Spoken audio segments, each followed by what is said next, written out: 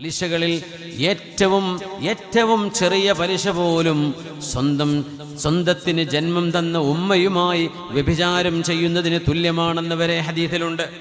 എന്നിട്ട് ഞങ്ങൾ പറയാ ആ തരത്തിൽ ഗൗരവമുള്ള അള്ളാഹു യുദ്ധം പ്രഖ്യാപിച്ച പലിശ ഇടപാടുകളിൽ ഏറ്റവും മോശപ്പെട്ട പലിശ ഏതാണെന്നറിയുമോ? ഏതാ? അർബർ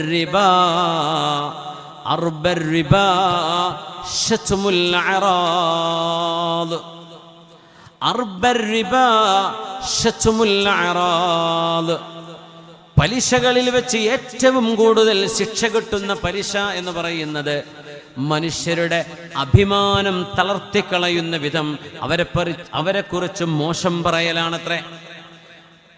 അത് കുടുംബക്കാരാണെങ്കിലും വീട്ടുകാരാണെങ്കിലും നാട്ടിലെ ദീനീ പ്രവർത്തകരാണെങ്കിലും രാഷ്ട്രീയ പ്രവർത്തകരാണെങ്കിലും ആരാണെങ്കിലും ഒരു മനുഷ്യന്റെ അഭിമാനം തളർത്തിക്കളയുന്ന ഏതെങ്കിലും ഒരു വാക്ക് നിങ്ങൾ പറഞ്ഞത് ആ മനുഷ്യനെങ്ങാനും കേൾക്കാൻ ഇടവരുമ്പോൾ അയാൾക്ക് വേദന ഉണ്ടാകുമോ? ഉണ്ടാകുമെങ്കിൽ നിങ്ങൾ ചെയ്തത് പലിശ ഉപയോഗത്തിൽ വെച്ച് ഏറ്റവും ഗുരുതരമായ പലിശ പോലെയാണ്.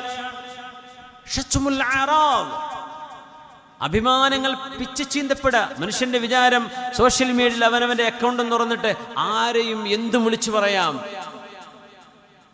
എന്ത് സംസ്കാരമാണ്? മുസ്ലിമീങ്ങളത് ചെയ്യരുത്.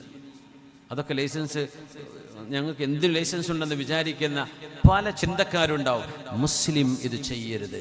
എന്തെല്ലാം നന്മകൾ നമുക്ക് ചെയ്യാൻ പറ്റും? ആരെയും വേദനിപ്പിക്കാതെ, ആരെയും ആക്ഷേപിക്കാതെ, ആരെയും പേരെടുത്ത് പറഞ്ഞ് നോവിക്കാതെ, ആരുടെ മനസ്സിലേക്കും വേദനയുടെ കയ്പിനീരുകൾ ഇട്ടുകൊടുക്കാതെ എത്ര നല്ല കാര്യങ്ങൾ നമുക്ക് എന്തൊക്കെ ഇവിടെ ചെയ്യാനുണ്ട്. പിശാച് നമ്മളെ തളർത്തിക്കളയല്ലേ. ബഅ്സുഹും ബൈനഹും ഷദീദ്. നമ്മളെ തന്നെ കൊത്തി നോവിച്ച് വലിച്ചു കീറിയിട്ട് എന്താ നമുക്ക് ലഭിക്കാൻ പോകുന്നത്? ഫാസിക്കായി പോവലോ? അത് മതിയെങ്കിലും ഒക്കെ.